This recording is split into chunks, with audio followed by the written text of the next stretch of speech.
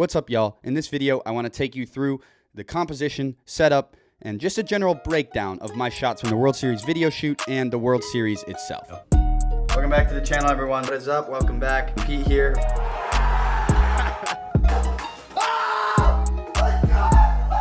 Welcome back to the channel, everyone. My name is Pete Gottschalk, content producer for Major League Baseball. As you guys know, the World Series just happened. Playoffs just concluded. I am back home after being on the road for almost a month. I'm very tired, but I am getting some rest now. Very blessed for that. But I figured, why not do a breakdown of my shots? And the sooner the better. These videos are easy to do for me, and I enjoy doing them for y'all. So, as I said, I'm going to take you through the World Series video shoot first. That's going to be kind of quick.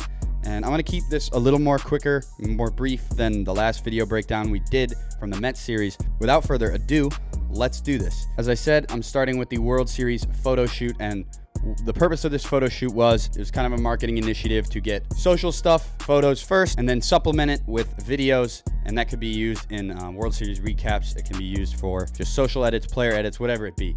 And our set was basically a large scale version of the trophy. We had kind of stadium lighting on each side and some atmospheric spray. And I was camera A, Campbell was Campbell B, and we stepped in after the photos were taken. So in this shoot, there's kind of a common theme. We underexposed a lot of things on purpose to kind of make those lights and those highlights pop more. We didn't want to overblow them because in video, it's hard to blow out your highlights and get them back, unlike photo. So if we take this through, we had Joe moving a light. It starts, this is Jeremy Pena. He would end up winning the World Series MVP. Here you go. See, you can see that right there is just a little stop underexposed. What I would do is to kind of brighten this up is just bump the brightness, maybe give a little curve there. And you can see the atmospheric spray, and the things we don't want to blow out are like the things up by the lights. We don't want that to blow out because if we lose that kind of contrast between the shadows and the lights, and that atmosphere is what we are going for. Simple stuff there. I just want to kind of show how I expose these shots. That was the most urgent thing. But here, you can see again, see how Kyle Schwarber is a little underexposed here. If I shoot this hotter, if I'm a little brighter, those lights are going to be just flaring super hard in my image, and we're not going to be able to get those details back. And you probably won't be able to see as much of the smoke or the atmospheric spray. It also creates an effect if you underexpose where you can see kind of Schwarber's eyes are in the dark. And I feel like that adds a little bit of effect, almost a little bit of dramatic effect, if you will. That's all I'm going to say about those two shots. I'm going to do kind of a behind the scenes TikTok if you haven't seen that already, because I mounted my phone on top of my camera for that whole shoot. But let's get into game action. And before I go into all this, there's kind of a common theme here.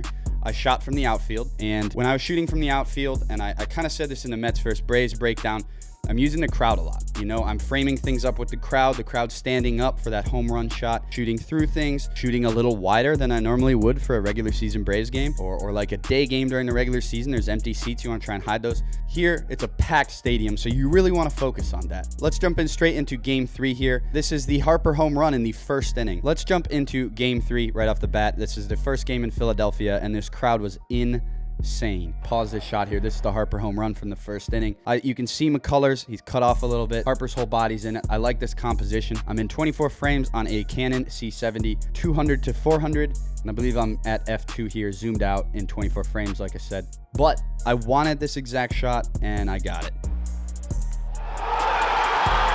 I wanted that ball kind of going up into the top left corner of the frame. It worked out well, and you could see entire crowd at one time throw their arms up. But the thing with this shot is, this important lesson for you videographers who are young and stuff like that, you can't always get the shot. And there was like a 12-year-old kid standing on the seat in front of me, and he like jumped up on top of the seat when it happened, and I didn't realize it, and he blocked the whole frame right here with his hand.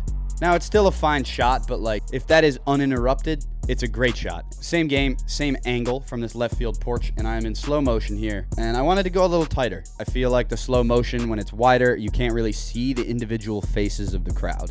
And this is what I wanted. I wanted that kind of like jaw-dropping look, and I got it. For this shot, I'm at f4. I use the extender, so a little bit more is in focus. You're gonna get less of a shallow depth of field.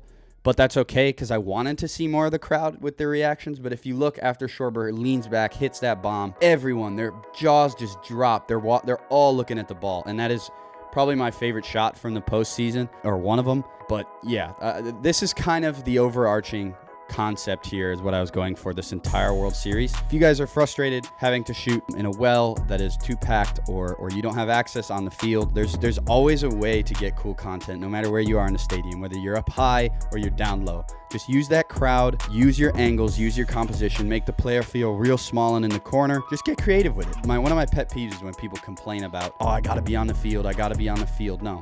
You don't need to. Vary up your looks too. It's better for your reel. It's better for your storytelling. Part of our responsibilities during the World Series and the playoffs is we shoot arrivals. And arrivals are basically trying to show off our players' outfits, personalities, things like that. And this one shot I really did like, and it's a little different. I was shooting details for arrivals, which basically means I'm trying to highlight their clothes. Whether they have like designer shirts on, designer pants, designer shoes, things like that. And I like this Kyle Tucker shot I had of his shoes. We had a light set up behind this gate here, which kind of creates this dramatic effect. And I really like this. It's on an 85. And then I pan up.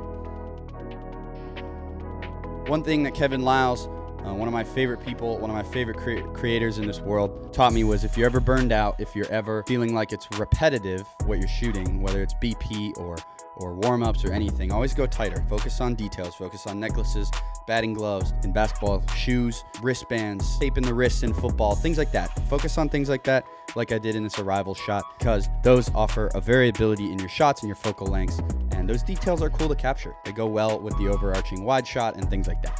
Back to game action, and this is Game 6, the game the Astros did eventually win the World Series, and it was much thanks to this Alvarez home run. Alvarez is obviously left-handed, so I framed him in the right of the frame, thinking he would pull a home run. This is kind of what I did with that Olsen shot from the last breakdown. Instead, in this shot, what I did, if we pause it, I cut off Alvarez's legs. I wanted to limit the distance between him and the crowd. I wanted to kind of create more compression.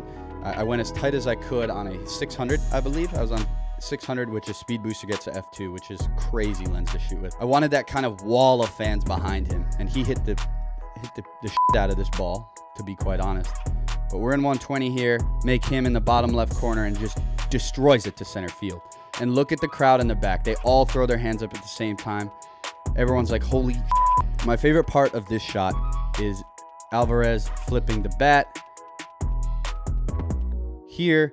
And then you can also get him with the entire crowd and the dugout in the background, which is my favorite thing, because that connection between the dugout, the team, and the crowd, everyone has the same reaction in the building.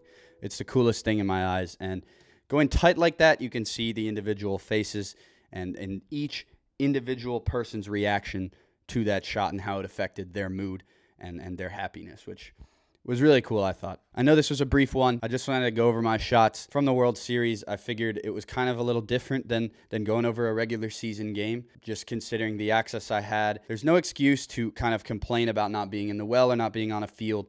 You can always be creative with it, whatever your lens setup is. You can go wide, you can go tight. Use the crowd to your advantage in any sport. Try new things. Vary up your focal lengths, and also like and subscribe. Anyways, I will see y'all in the next video. Be on the lookout for more content soon.